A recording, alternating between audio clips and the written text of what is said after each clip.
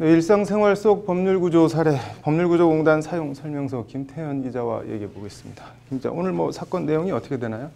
네, 1987년 7월 탄광에서 작업을 하다가 네. 대형 석탄 파쇄기 속에 전신이 말려 들어가서 네. 오른쪽 팔 전부가 절단당하는 사고를 당한 정모 씨가 근로복지공단을 상대로 낸 소송입니다. 네. 정 씨는 일단 오른팔 절단 사고에 대해서는 1년 반가량 요양급여로 치료를 받았고 1988년 8월 네.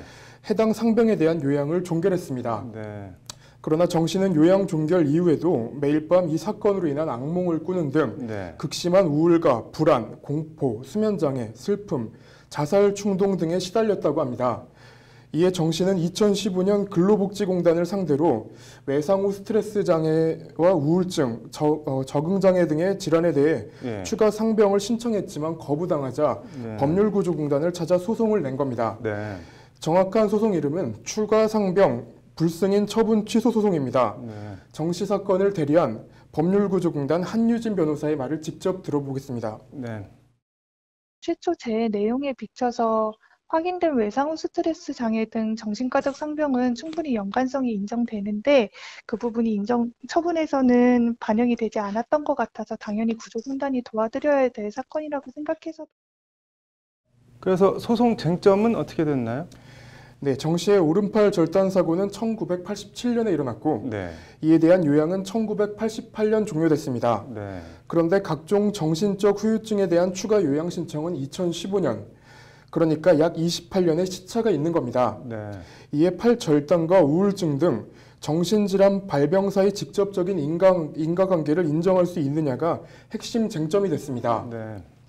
근로복지공단은 시간이 30년 가까이 흐른데다가 정 씨가 사고 직후 정신과 치료를 받지 않고 20년 넘게 흐른 뒤에 정신과 치료를 받은 점 등을 들어서 네. 사고와 정신질환 사이 인과관계를 인정할 수 없다는 취지로 주장했습니다.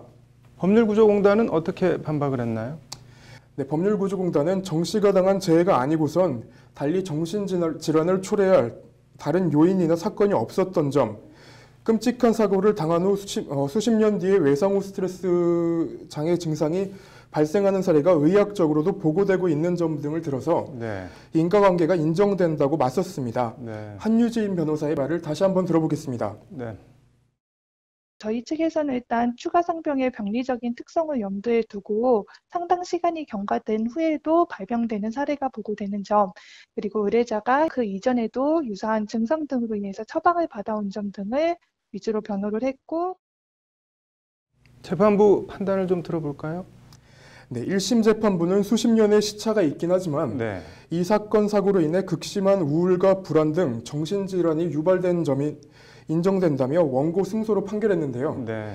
재판부는 특히 근로복지공단이 주장한 사고 직후나 초기 정신질환 치료를 받지 않았다는 주장에 대해서도 네. 사고 직후 적절한 정신적, 심리적 치료를 받지 못해 외상 후 스트레스가 장애가 더 커졌다는 취지로 적극적으로 판단했습니다. 네.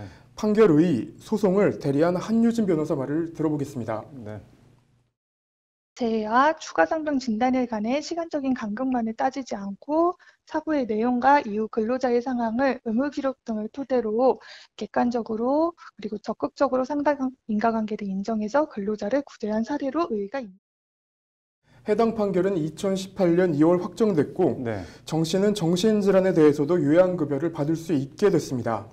네, 근로복지공단이 요양급여 안 준다고 상대가 정부 기관이라고 지레 포기하지 말고 법률구조공단 찾아서 적극 도움을 요청해야겠네요. 오늘 잘 들었습니다.